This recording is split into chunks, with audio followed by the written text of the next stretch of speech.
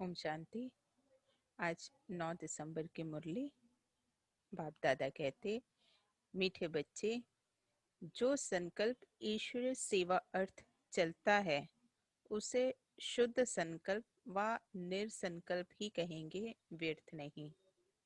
आज का प्रश्न है, विकर्मों से बचने के लिए कौन सी फर्ज अदाई पालन करते भी अनासक्त रहो।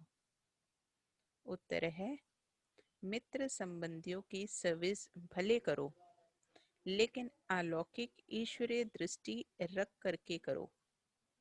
उनमें मोह की रग नहीं जानी चाहिए। अगर किसी विकारी संबंध से संकल्प भी चलता है तो वो विक्रम बन जाता है। इसलिए अनासक्त होकर फर्ज अदाई पालन करो। जितना हो सके देही अभिमानी रहने का पुरुषार्थ करो। ओम शांति। आज तुम बच्चों को संकल्प, विकल्प, निर्संकल्प अथवा कर्म, अकर्म और विकर्म पर समझाया जाता है। जब तक तुम यहाँ हो तब तक तुम्हारे संकल्प जरूर चलेंगे। संकल्प धारण किए बिना कोई मनुष्य एक क्षण भी रह नहीं सकते हैं। अब ये संकल्प यहाँ भी चलेंगे, सत्युग में भी चलेंगे और अज्ञान काल में भी चलते हैं। परंतु ज्ञान में आने से संकल्प संकल्प नहीं, क्योंकि तुम परमात्मा की सेवा अर्थ निमित्त बने हो। तो जो यज्ञ अर्थ संकल्प चलता, वो संकल्प संकल्प नहीं, वो निर्संकल्प ही है।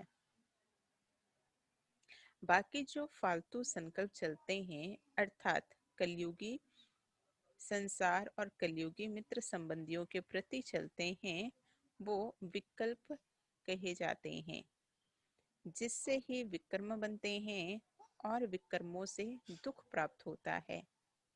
बाकी जो यज्ञ प्रति अथवा ईश्वरीय सेवा प्रति संकल्प चलता है, वो गोया निर्संकल्प हो गया। शुद्ध संकल्प सर्विस प्रति भले चले।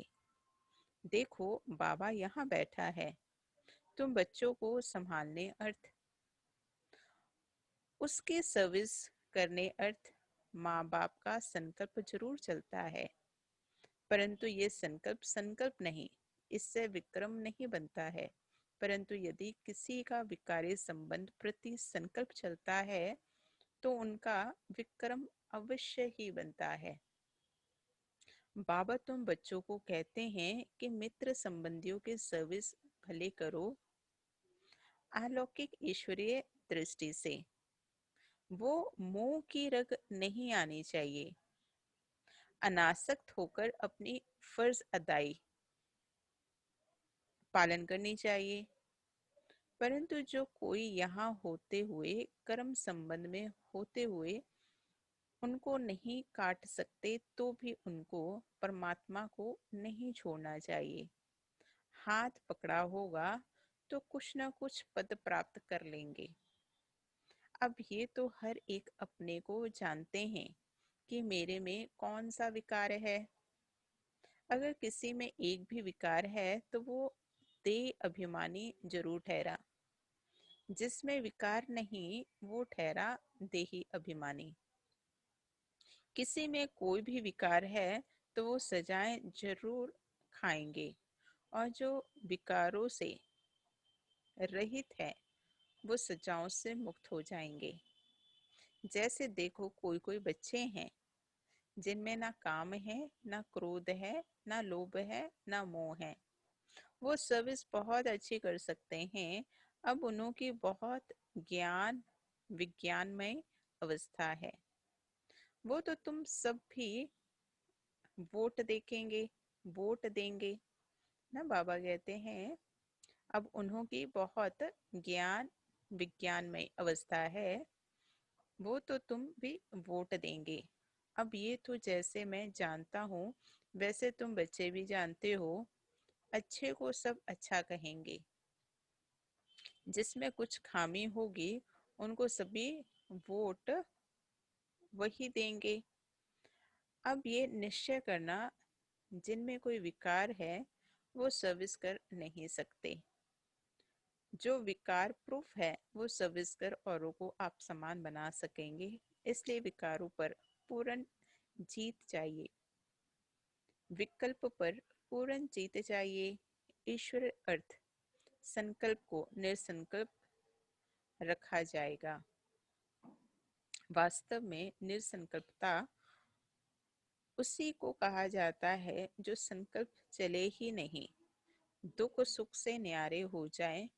वो तो अंत में जब तुम हिसाब किताब चुकतू कर चले जाते हो वहां दुख सुख से न्यारी अवस्था में, तब कोई संकल्प नहीं चलता। उस समय कर्म अकर्म दोनों से परे अकर्म अवस्था में रहते हो। यहाँ तुम्हारा संकल्प जरूर चलेगा, क्योंकि तुम सारी दुनिया को शुद्ध बनाने अर्थ निमित्त बने हुए हो, तो उसके लिए तुम्हारे शुद्ध संकल्प जरूर चलेंगे। सत्युग में शुद्ध संकल्प चलने के कारण संकल्प संकल्प नहीं, कर्म करते भी कर्म बंधन नहीं बनता। समझा? अब कर्म अकर्म और विकर्म की गति तो परमात्मा ही समझा सकते हैं। वही विकर्मों से छुड़ाने वाला है जो इस संगम पर तुमको पढ़ा रहे हैं। इसलिए बच्चे अपने ऊपर बहुत ही सावधानी रखो, अपने हिसाब किताब को भी देखते रहो। तुम यहाँ आए हो हिसाब किताब चुकतो करने, ऐसे तो नहीं यहाँ आकर भी हिसाब किताब बनाते जाओ तो सजा खानी पड़े। ये गर्भ जेल की सजा कोई कम नहीं है। इस कारण बहुत ही पुरुषार्थ करना है। ये मंजिल बहुत भारी है, इसे सावधानी से चलना चाहिए।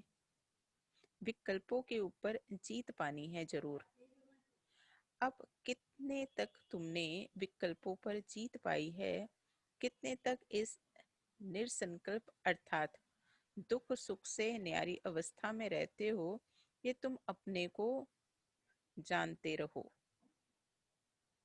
जो खुद को नहीं समझ सकते हैं वो मम्मा बाबा से पूछ सकते हैं, क्योंकि तुम तो उनके वारिस हो, तो वो बता सकते हैं।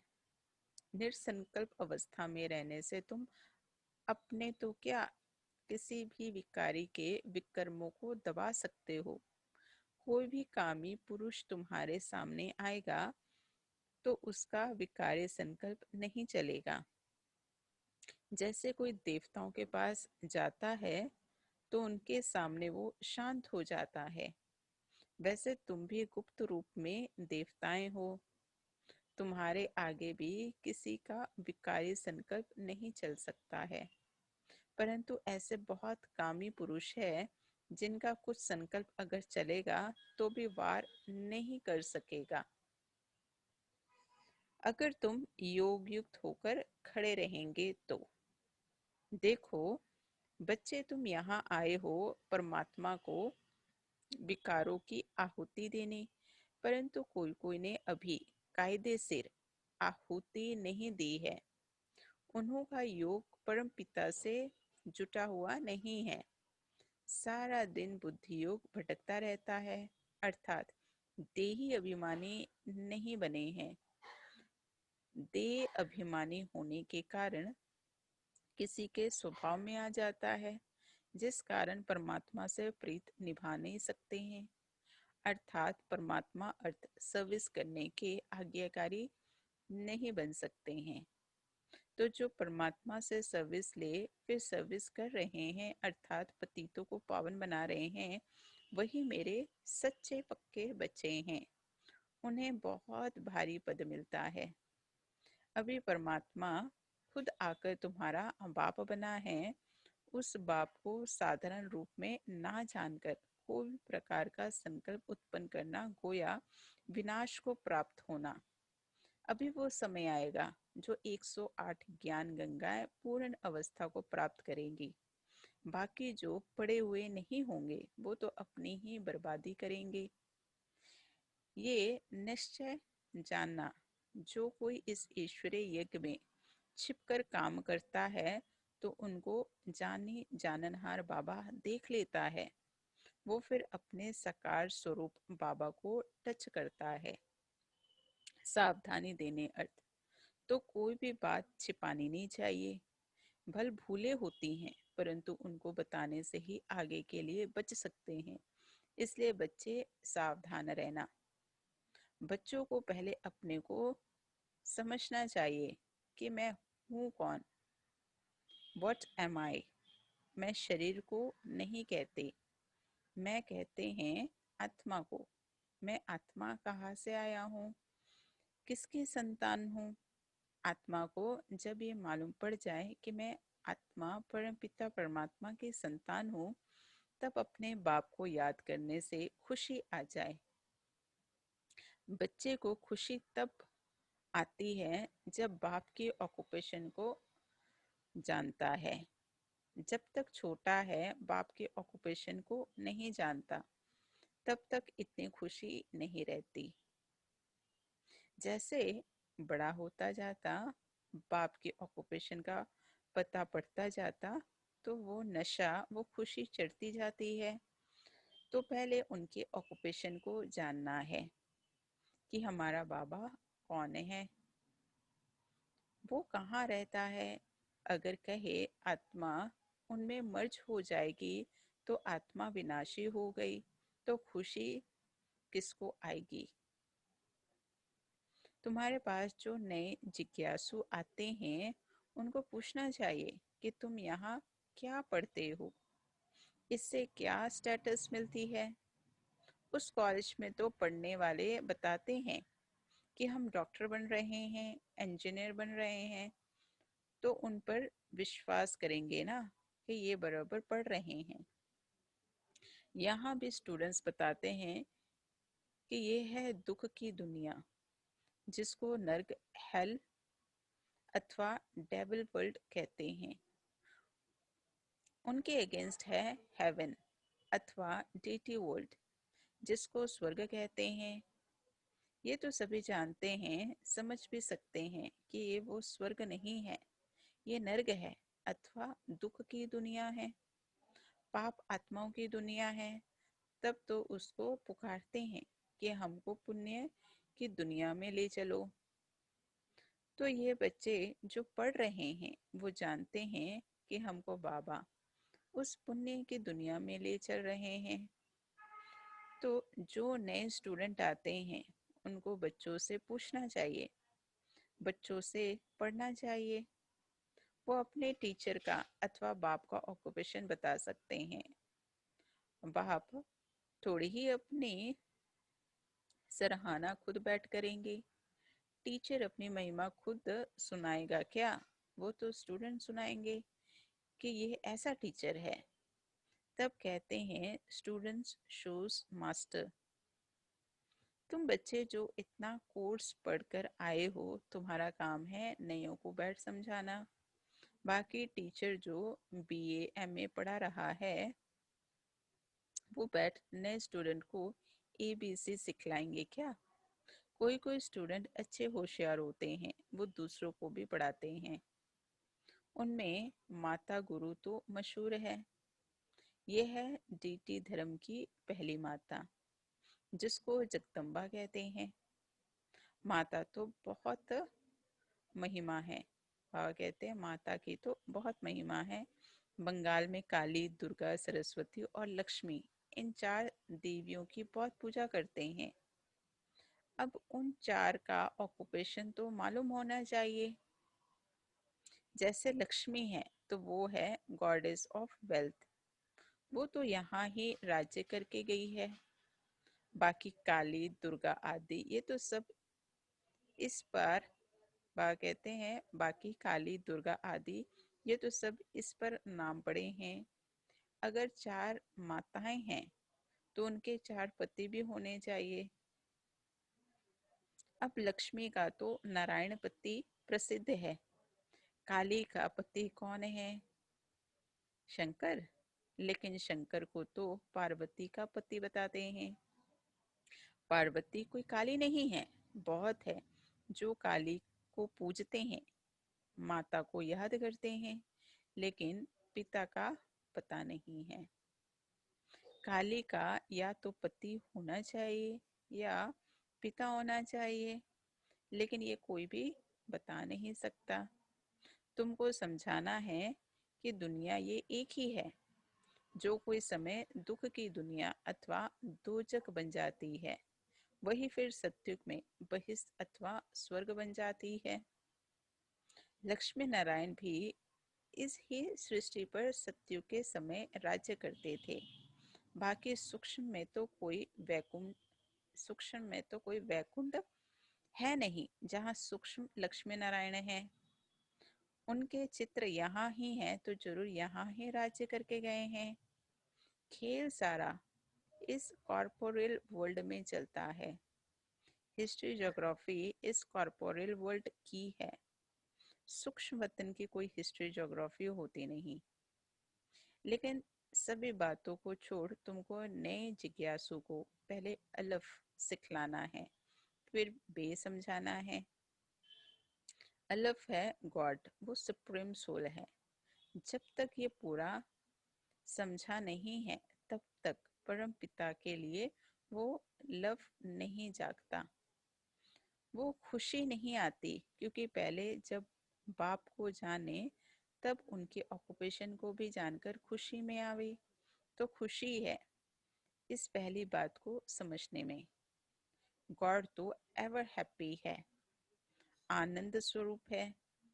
उनके हम बच्चे हैं तो क्यों ना वो खुशी आनी चाहिए, वो गुदगुदी क्यों नहीं होती। I am son of God, I am ever happy master God. वो खुशी नहीं आती तो सिद्ध है अपने को सन माने बच्चा तो नहीं समझते हैं। God is ever healthy, sorry, God is ever happy but I am not happy, क्योंकि फादर को नहीं जानते हैं। बात तो सहज है। कोई कोई को ये ज्ञान सुनने के बदले शांति अच्छी लगती है, क्योंकि बहुत है जो ज्ञान उठा भी नहीं सकेंगे। इतने समय कहाँ है। बस इस लाइफ को भी कहते बस इस अलफ को भी जानकर साइलेंस में रहे तो भी अच्छा है। जैसे सन्यासी भी पहाड़ों की कंदराओं में जाकर परमात्मा की याद में बैठते हैं, वैसे परमपिता परमात्मा की उस सुप्रीम लाइट की याद में रहे तो भी अच्छा है।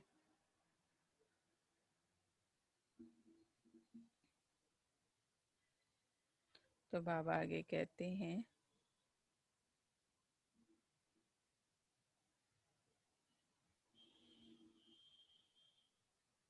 बाबा आगे कहते हैं उसकी याद से सन्यासी भी निर्विकारी बन सकते हैं, परंतु घर बैठ तो याद कर नहीं सकते। वहां तो बाल बच्चों में मोह जाता रहेगा, इसलिए तो सन्यास करते हैं। होली बन जाते तो उसमें सुख तो है ना। सन्यासी सबसे अच्छे हैं। आदि देव भी सन्यासी बना है ना। ये सामने उनका आदि देव का मंदिर खड़ा है जहाँ तपस्या कर रहे हैं। गीता में भी कहते हैं देह के सभी धर्मों का सन्यास करो। वो सन्यास कर जाते तो महात्मा बन जाते। गृहस्थी को महात्मा कहना बेकायदे हैं। तुमको तो परमात्मा ने आकर सन्यास कराया है। सन्यास करते ही हैं सुख के लिए। महात्मा कभी दुखी नहीं होते। राजाएं भी सन्यास करते हैं तो ताज आदि फेंक देते हैं। जैसे गोपी चंद ने सन्यास किया, तो जरूर इसमें सुख है। अच्छा, फिर याद प्यार है। मीठे मीठे सिखलते बच्चों प्रति माता पिता बाप दादा का याद प्यार और गुड मॉर्निंग। रूहानी बाप की रूहानी बच्चों को नमस्ते। हम रूहानी बच्चों की रूहानी बाप दादा को याद प्यार गुड मॉर्निंग और नमस्ते नमस्ते नमस्ते। धारणा के लिए मुख्य सार पहले पॉइंट है, कोई भी उल्टा कर्म छिपकर नहीं करना है। बाप दादा से कोई भी बात छिपानी नहीं है, बहुत बहुत सावधान रहना है। दूसरे पॉइंट है, स्टूडेंट शोज मास्टर, जो पढ़ा है वो दूसरों को पढ़ाना है। एवर हैप्पी, गॉड के बच्चे हैं, इस स्मृति से अपार खुशी में रहना है। आज का वरदान, हर आत्मा को ऊंच उठाने की भावना से रिगार्ड देने वाले शुभ चिंतक भव। विस्तार है, हर आत्मा के प्रति श्रेष्ठ भावना अर्थात ऊंच उठाने की व आगे बढ़ाने की भावना रखना अर्थात शुभ चिंतक बनना। अपने शुभ वृत्ति से शुभ चिंतक स्थिति से अन्य के अवगुण को भी परिवर्तन करना। किसी की भी कमजोरी व अवगुण को अपनी कमजोरी समझ वर्णन करने के बजाय व फैलाने के बजाय समाना और परिवर्तन करना, ये है रिगार्ड। बड़ी बात को छोटा बनाना, दिल शिकस्त को शक्तिवान बनाना, उनके संग के रंग में नहीं आना, सदा उन्हें भी उमंग उत्साह में लाना, ये है रिगार्ड। ऐसे रिगार्ड देने वाले ही शुभ चिंतक है। आज का स्लोगन है, त्याग का भाग्य समाप्त करने वाले पुराने स्वभाव संस्कार।